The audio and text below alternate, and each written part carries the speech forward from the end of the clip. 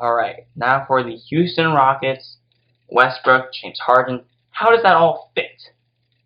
Now, obviously I was wrong in my last segment last week talking about where should Westbrook go. I said that there was no possibility of him going to Houston, and guess what? He landed in Houston. So obviously I was wrong there, and I accept it. I'm not going to try to weasel my way out of it.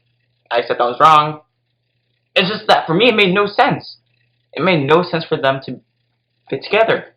I chalked it up as impossible because the fit's not there. It's just Houston trying to cram two players together that have a past, but it's not going to happen. It's not going to work. It happened, but it's not going to work. James Harden and Russell Westbrook are the two highest in usage rate and ISO ball play in the whole league. They're the two highest. They both won MVP. But you cannot put those two together. It's not a Steph Curry and KD mixture. Steph and KD, their egos and personalities were not enhanced by winning MVP. Russell Westbrook and James Harden's MVPs enhanced their personalities and egos. Steph and KD, when they linked up, former MVPs linking up together, it was after Steph Curry had blown the 3-1 lead to LeBron and Cleveland. And he was like, hey, I need some help. I need some extra help. I messed up. I need that extra player around. So it was out of a need. James Harden's like, hey, I don't want Chris Paul. I don't want him. I'm throwing him away. And I want Russell Westbrook because we played before. We played together before. So I want someone that I know. Steph Curry put his ego aside, humbled himself a bit, and said, hey, I'm going to share the rock with KD. He's going to blend right in. Steph is not an ISO player. He's moving around off the ball, catch and shoot, created his own shot sort of player. Not an ISO ball player. Unlike Russell Westbrook and James Harden, who need the rock to score in their hands 24/7. And plus the Warriors already had Steve Kerr and his system, his ball movement system, moving the rock around in place for quite some time. For like 2 or 3 years by then. 2 years. Yeah, 2 years. And at that point, Kevin Durant was willing to do whatever it takes because at that point he was like, hey, I'm not gonna win with Russell Westbrook. I can win with the Warriors. I can win with them. So I'm gonna do whatever it takes to make sure I win. But I just don't see that happening. I don't see that happening with Russell Westbrook and James Harden because at this point you can't teach an old dog new tricks. You can't teach an old dog new tricks. They both are accustomed to how they played. Their MVPs have enhanced the way that they play and have more stabilized and promoted how they play and made them think it's alright. I can play this way. I can hold the ball for like 20 seconds and then just jack up a shot. Yes, on the Thunder it worked because they had Kevin Durant there who could be kind of a buffer between two ball stoppers, and they were young, so they were meshing together pretty nicely. But they've grown separately, and at this point, they cannot learn to ditch their old ways and conform to a new way.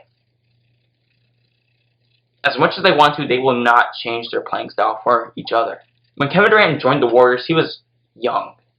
He was still fairly young, and so he could still learn, and he had that motivation to learn. I'm not sure if James Harden and Russell Westbrook have that motivation. And even if they do have that motivation, it all comes down to Mike D'Antoni then. And his system won't work for Russell Westbrook. It works for prolific scorers off the dribble like James Harden. It works for great passers or great point guards like Steve Nash.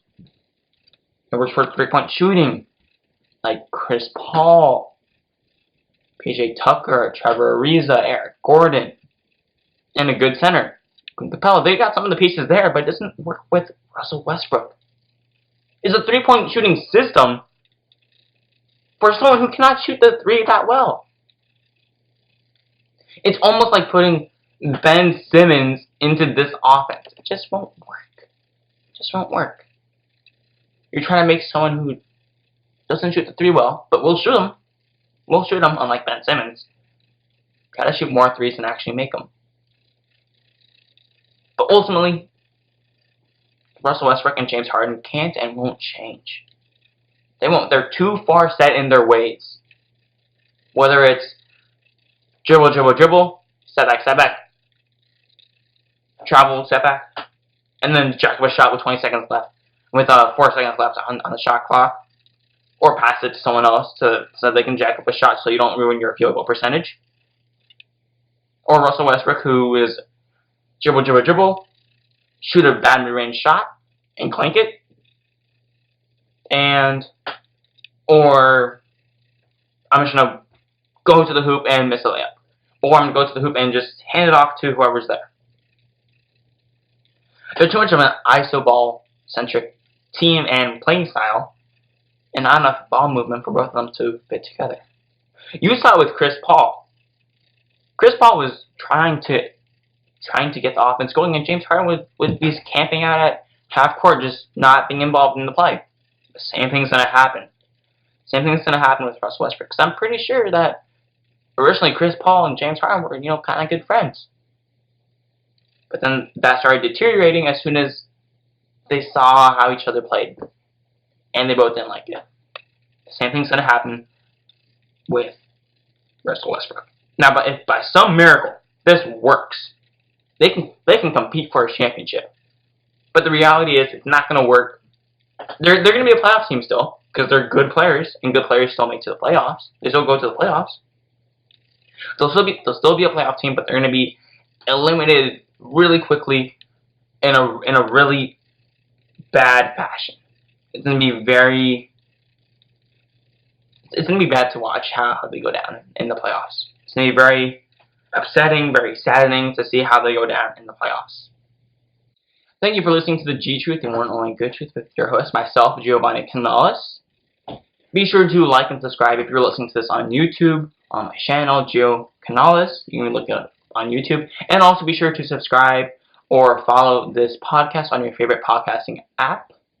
And be sure to stay tuned and return whenever I upload another podcast. It's going to be probably weekly. But be sure to stay tuned in, and thank you for listening. Thank you for tuning in. Peace out.